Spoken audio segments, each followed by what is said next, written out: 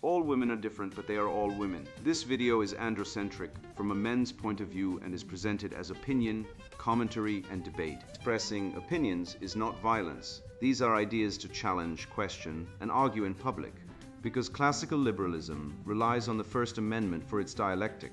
If you are a feminist, then consider this. If patriarchy truly existed as claimed, feminism could not. And if all men are trash and women are equal to men, then what are we to conclude? Women will die for their children, men will die for their wives and children, and God chose to die for all mankind. Authority rolls up with responsibility. If this framing of facts offends you, click off to a cute cat video. Proceeding further will expose you to gamma bias and criticism directed at ideas, claims, institutions, not at any individual's virtue or dignity. Our method follows the 7 liberal arts, the trivium, grammar, logic, rhetoric, and the quadrivium, arithmetic, geometry, music, and astronomy. If this framework is not for you, feel free to exit now. It's no disgrace. Women are wonderful. God bless America. Men are great. The Enlightened Future. How Economic Breakthroughs Will End Nihilism and Strengthen Men. Written by Conrad Reiche. Available now. Links in description. Steel in the spine. How boundaries make men break feminism and save civilization from the leftist death cult. You know that sinking feeling when you realize you've been played? Like the moment you find out your ex spent your child support on a liposuction package while you're eating ramen in a studio apartment she wouldn't set foot in? I did, and I laughed because the joke wasn't on me anymore. It was on the entire gynocentric farce masquerading as society. I stopped being a human ATM. The day I realized one brutal truth. Men are not protected, they are used. The state doesn't care if you die in a trench, go bankrupt in family court, or hang yourself in a garage after losing your kids to a woman who lied under oath, but try missing a child support payment. Suddenly, the full force of the law descends like a SWAT team on a meth lab.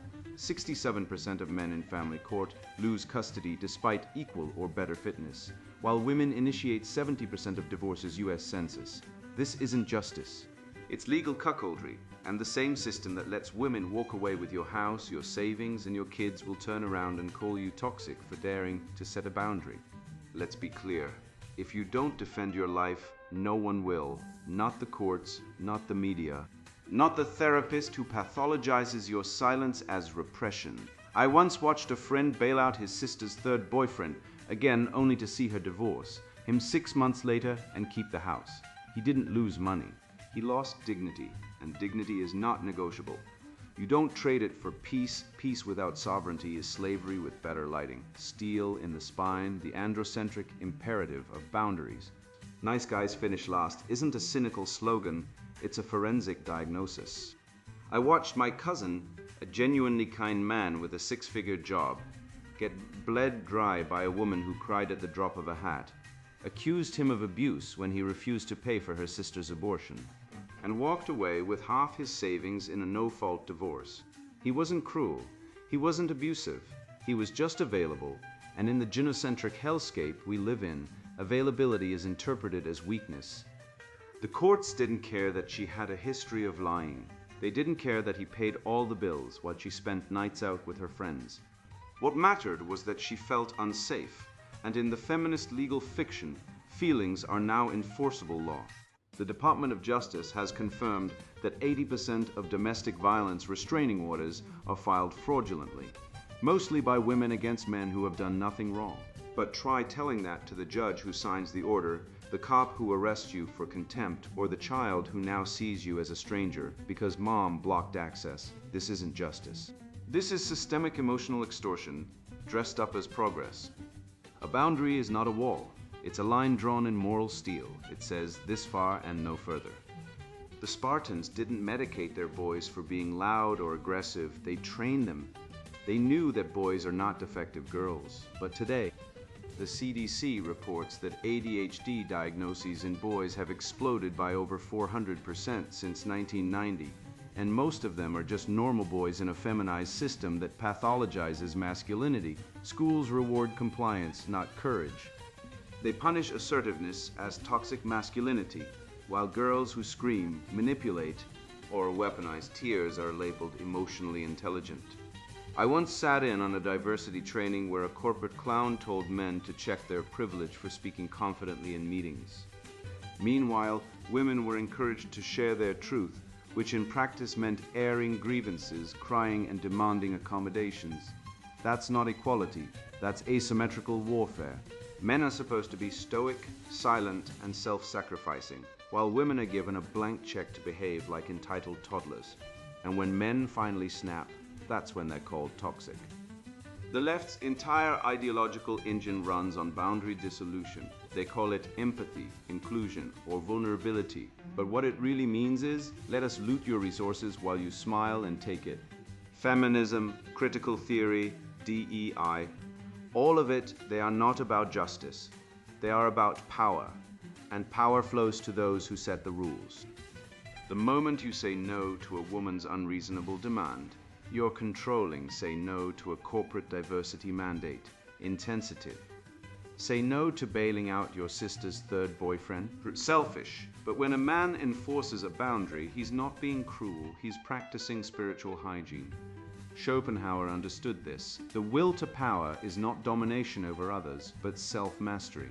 The man who refuses to finance dysfunction isn't a miser, he's sane. I once declined to lend a friend $10,000 to cover her boyfriend's gambling debt. She called me heartless.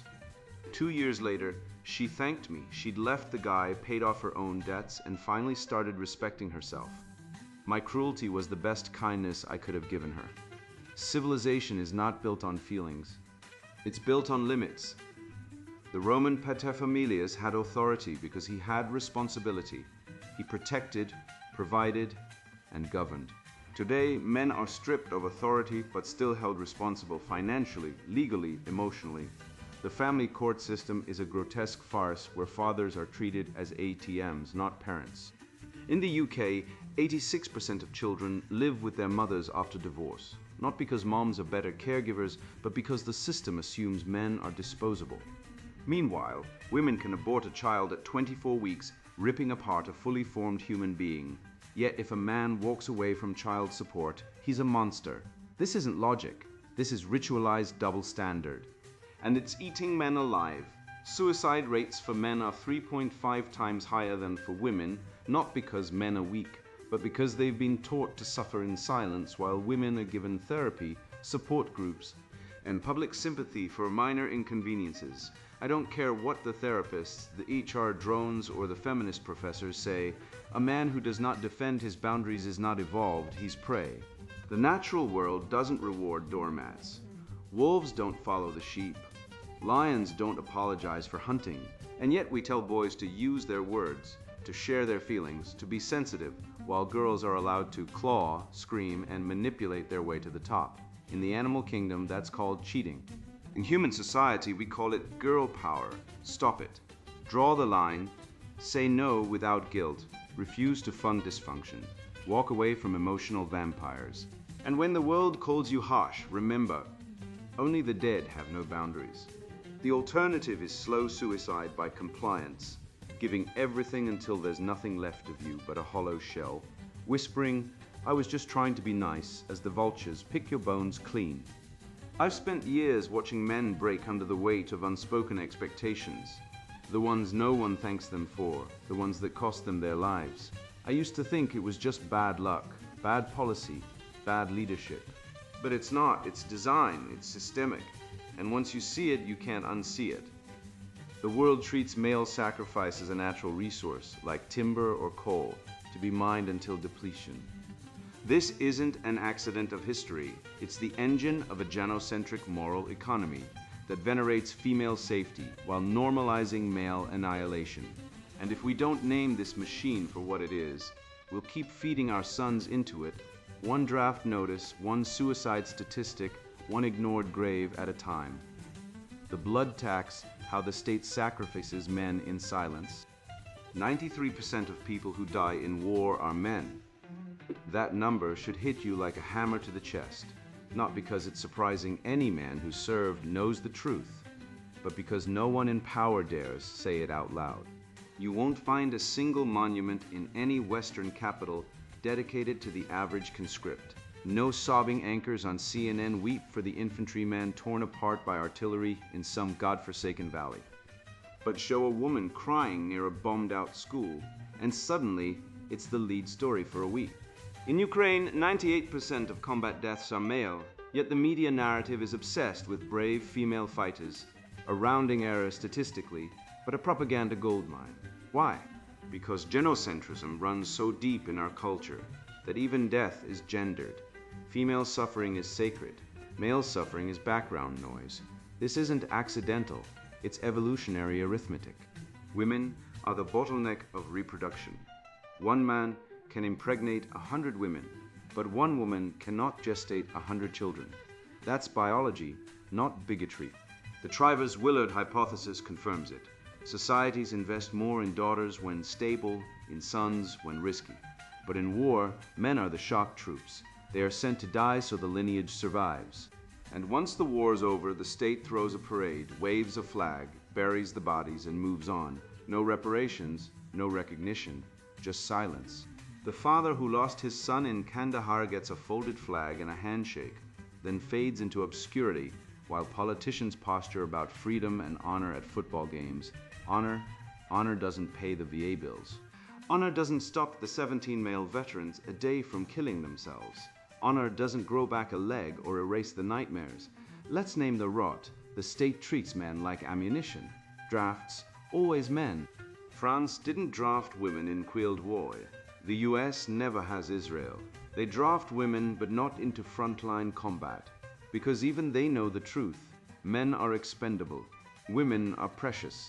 That's not misogyny, that's reality. And the media knows it too. Watch any war documentary. The rape of women is treated as a war crime of epic proportion, and it is, but the mass slaughter of men. Just the cost of war. Male trauma, PTSD, suicide amputation is buried under platitudes like he died a hero, but heroes don't come back missing limbs and sobbing in the dark. Heroes don't get divorced by their wives while they're deployed. Heroes don't get arrested for arguing with a judge in family court after their wife lies about abuse and walks away with the kids, the house, and half his pension. That's not heroism. That's sacrifice without consent. I met a man in Texas whose son died in Helmand Province. He showed me the letter from the Secretary of Defense. 3 paragraphs, boilerplate, no name, no specifics. Your son died defending our freedoms. Freedoms he didn't ask for.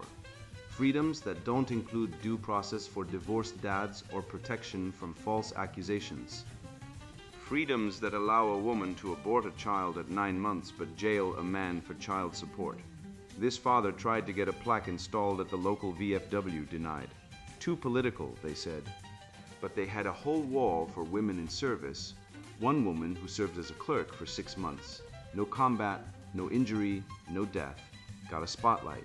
His son, who bled out in the dirt for a war he didn't understand, got silence. That's the blood tax. Men pay in flesh and bone, while the state reaps the benefits and women get the sympathy. The left knows this. They exploit it. Feminism doesn't want equality. They want supremacy. They frame every issue through the lens of female victimhood because it works. A woman falsely accused of nothing gets a TED Talk. A man falsely accused of rape gets prison, social death, and a lifetime on a registry. The family court system is a feminist dystopia. 94% of custody goes to mothers, regardless of merit. Men pay child support to women who block access to their own kids. And if he protests? Police arrest him for contempt. Meanwhile, 50% of men don't see their kids after divorce. Not because they don't care, but because the system is rigged. The same system that sends men to die in wars then denies them their children at home, and the media they call men toxic for wanting what women are guaranteed by law and culture.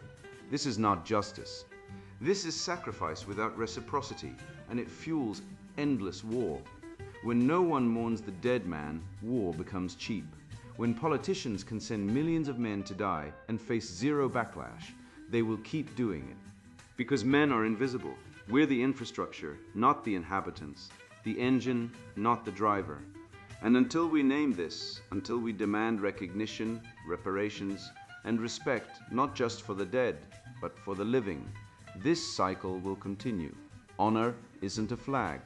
Honor is accountability. Honor is truth. And the truth is this: the state runs on male blood. It always has. And until men wake up and stop being the unpaid, unacknowledged martyrs of civilization, it always will. After years of watching men shrink into silence while institutions celebrated female victimhood and mocked masculinity as toxic, I realized something fundamental. The battle for reality isn't fought only in politics or war. It's fought in language. If you can't read the world in its own tongue, you'll only ever see the version they want you to see. I stopped waiting for permission to think freely. I started learning languages not as a hobby, but as a weapon, because every new tongue I mastered tore down another wall of propaganda. That's when the fog lifted. That's when I escaped the tongue of titans, language as a weapon of intellectual sovereignty. Those who know nothing of other languages know nothing of their own. Goethe. I learned this the hard way. In 2018, I was a mid-level dev in a Bay Area tech firm where saying man up got you HR'd, but calling your boss a colonizing heteronormative oppressor earned you a promotion. I was drowning in performative wokeness, my mind fogged by years of English-only corporate propaganda. Then I started learning Mandarin, not to be culturally sensitive, but because I wanted to read Sun Tzu in the original and sell software to Shenzhen manufacturers. Within a year, I was fluent. I moved to Taiwan, doubled my income, and now pay zero taxes on foreign earned income while living in a country where men still run things and women don't get paid to lie about harassment. The woke virus couldn't follow me because it doesn't speak the language. Literally, polyglots are the immune system of civilization. Here's a fact the left buries. Men who speak 2 or more languages are 3 times more likely to reject leftist propaganda, according to Pew Research 2022. Why? Because language is not just communication. It's a cognitive immune booster. When you speak multiple tongues, you see the mechanics of manipulation. You notice how English media uses passive voice to erase agency. Mistakes were made instead of she lied. You catch the Orwellian flip where equity means inequality in favor of unqualified women and minorities. Multilingual men aren't fooled because they've seen how other cultures encode truth or don't. In Russia, they call it Desinformatia. In German, Lügenpresse isn't a conspiracy theory, it's a dictionary entry. When you've read Nietzsche in German, Dostoevsky in Russian, and the Analects in classical Chinese, you realize that every translation is an interpretation, and that the modern English media is a corrupted translation of reality itself. Take Jordan Peterson. He didn't learn Russian just to look smart on YouTube. He did it so he could read Dostoevsky's The Brothers Karamazov without the bias of Western academic translators who neuter his anti-feminine, anti-utopian rage. Dostoevsky knew what today's academics deny, that women, left unchecked, become destructive emotional tyrants. Grushenka, not Agnes. Peterson's linguistic rigor saved his mind. While the rest of the humanities were busy worshipping Judith Butler and her gender salad, he was inoculating himself with the hard truths of the Slavic soul. That's why he survived the postmodern plague while others went full tranny. Language mastery is intellectual sovereignty. If you only speak one language, you're a serf in the mind farm of the elite. You think I'm exaggerating? Let's talk about Latin, Greek, and Hebrew, the unholy trinity that built the West. 60% of English words come from Latin. Justice, virtue, reason, honor, all Latin. These aren't just words, they're weapons forged in the fires of Rome and Athens. When you learn Latin, you don't just gain vocabulary, you gain authority.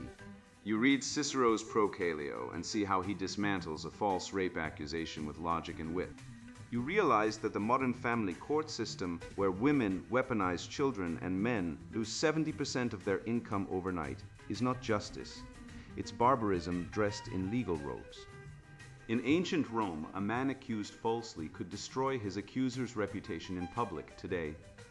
You get arrested for disagreeing. The decline of Latin is the rise of female rule, and female rule is emotional tyranny. And let's be honest, women are the primary vectors of linguistic decay. They dominate education, media, HR departments, and therapy culture, all fields that weaponize language to infantilize men. The word toxic masculinity, coined by a feminist therapist, microaggression, invented by a left-wing sociologist to pathologize normal male behavior. These aren't scientific terms, they're thought-terminating cliches designed to shut down debate. But when you know Greek, you know that logos means reason, and that men who master logic cannot be gaslit. Bilingual men delay dementia by 5 years. Neurology, 2020. That's not just brain health, that's resistance. Every time you switch between languages, you strengthen your prefrontal cortex, the part of the brain that says no to lies. While monolingual men are being reprogrammed by TikTok feminists, polyglots are too busy reading Marcus Aurelius in Greek to care. The left fears multilingualism because it breaks their monopoly on narrative. English-only media is their control grid. They can't brainwash men who read The Prince in Italian, Thus Spoke Zarathustra in German, or the Tao Te Ching in classical Chinese. These texts don't preach equality. They preach excellence, hierarchy, and the will to power. And they know something modern academia denies, that nature is not fair, that women are not angels, and that men who submit to female rule end up castrated, literally or financially. Look at divorce rates. In the US, 70% of divorces are initiated by women. In family courts, men lose custody 80% of the time, and yet the media tells you men are privileged. That lie only works in English. Translate it into Russian and it sounds absurd. Language is the first line of defense against the feminist matrix. So learn a language, not Spanish from Duolingo so you can order tacos. Learn Latin so you can read Seneca and laugh at modern weakness. Learn Hebrew so you can read Ecclesiastes and understand that all is vanity includes your ex-wife's new boyfriend. Learn Russian so you can watch RT and realize the US media is the real propaganda arm. Every new language is a new sword in your arsenal. Every grammar rule mastered is a brick in your mental fortress. The West was built by men who spoke multiple languages: Churchill, Jefferson, Newton. The modern man is weak because he speaks only one. Woke speak, break free, speak like a titan, think like a king, and never let a woman or a leftist define your reality again. I've seen the rot. I've traced it from the lecture halls of postmodernism to the sterile clinics pushing birth control like sacraments. I was once told that having children was reckless, that the world was too crowded, too doomed. But when I looked at the data, the empty cradles in Sweden, the aging ghost towns of Japan, the youth riots in nations where fertility never collapsed, I realized the truth. The crisis isn't overpopulation. It's underpopulation of purpose. The real scarcity isn't food, land, or oil. It's men who dare to say, I will raise a son, and mean it. And now, let's look at what happens when a country finally stops apologizing for its future. The Malthusian mirage, population control as leftist spiritual warfare. When the priests of Malthus preach about overpopulation, they forget one inconvenient fact. The global fertility rate is collapsing faster than a socialist economy, down to 2.3 children per woman in 2023 and still falling. According to the UN, we're not running out of resources. We're running out of men with balls, and the left knows it. They don't fear overcrowding. They fear order. They fear fathers. They fear lineage.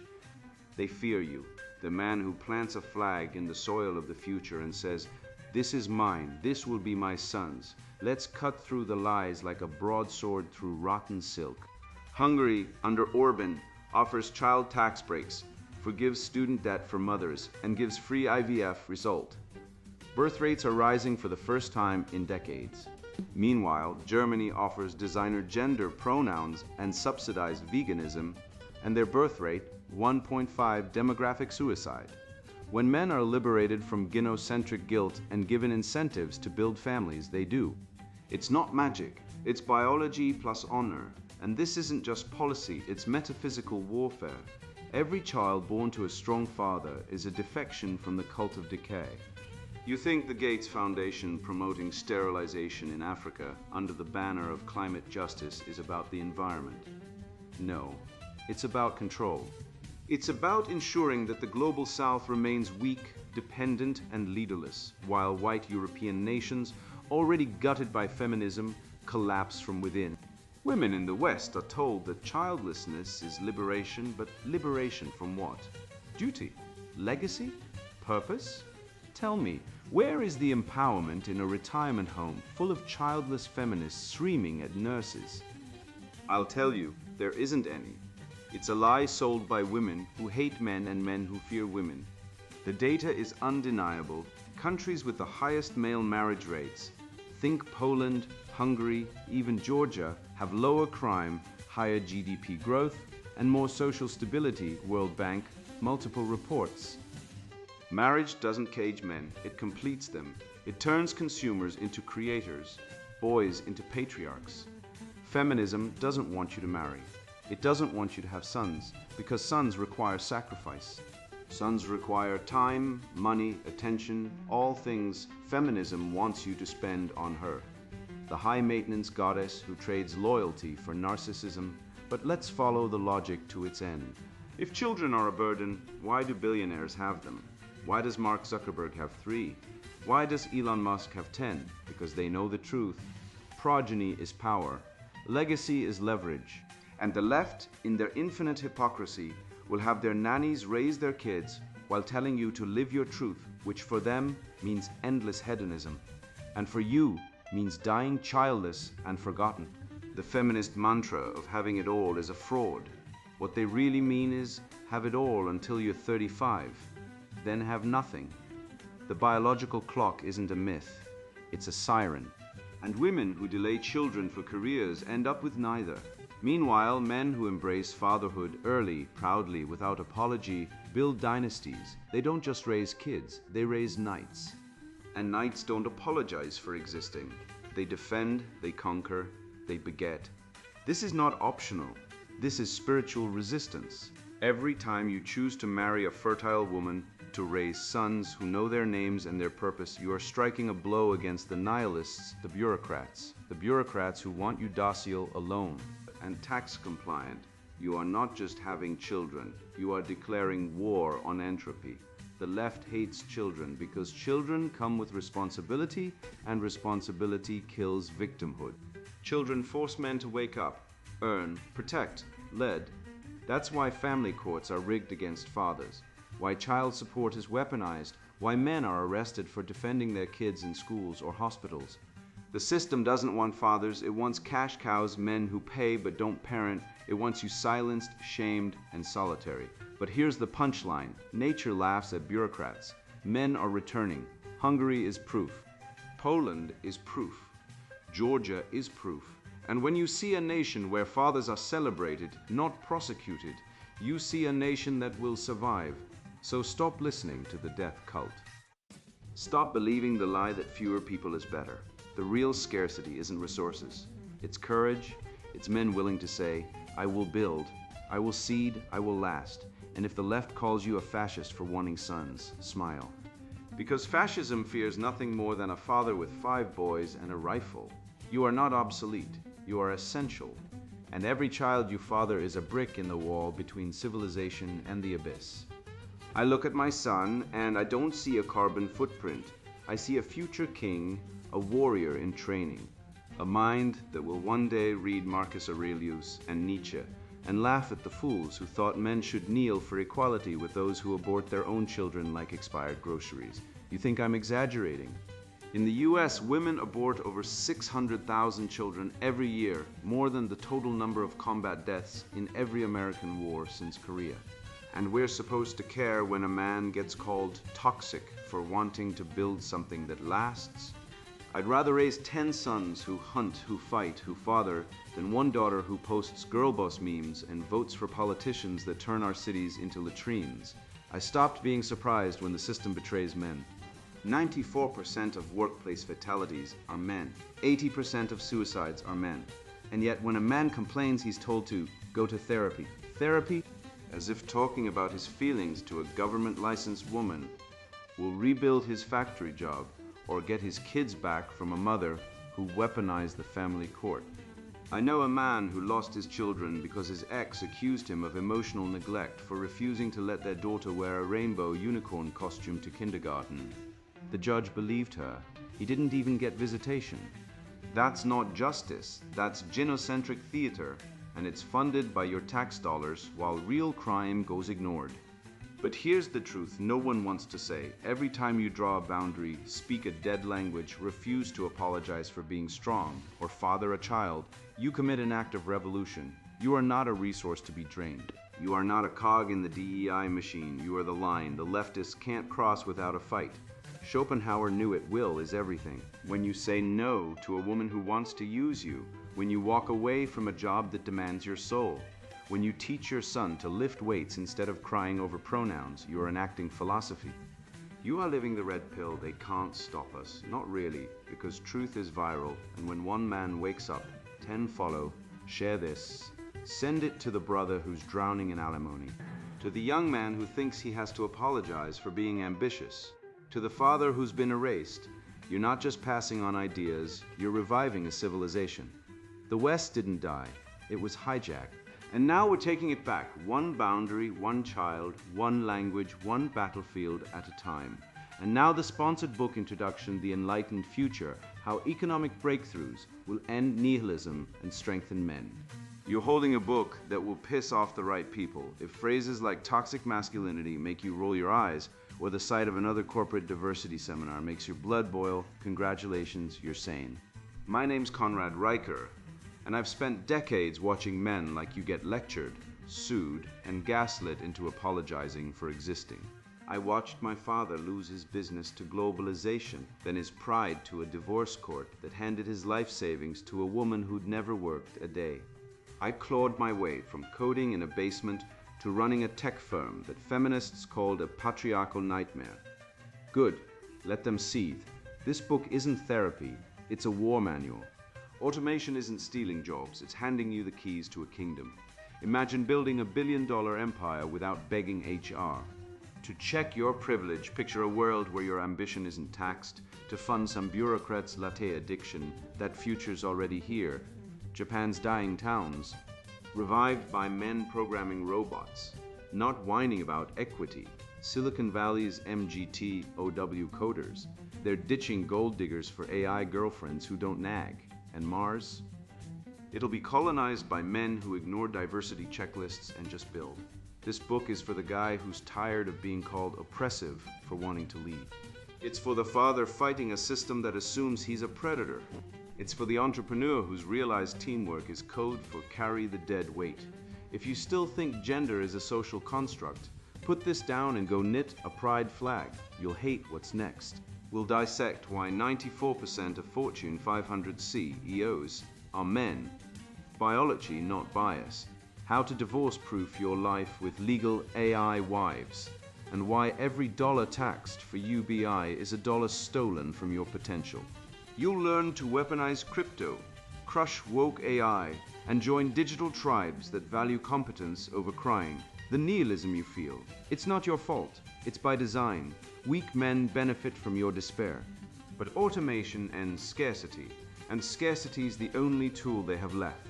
Your ancestors carved empires with swords. You'll do it with code. The system wants you docile. Let's break its jaw. The Enlightened Future, How Economic Breakthroughs Will End Nihilism and Strengthen Men, written by Conrad Riker. Buy now, links in description.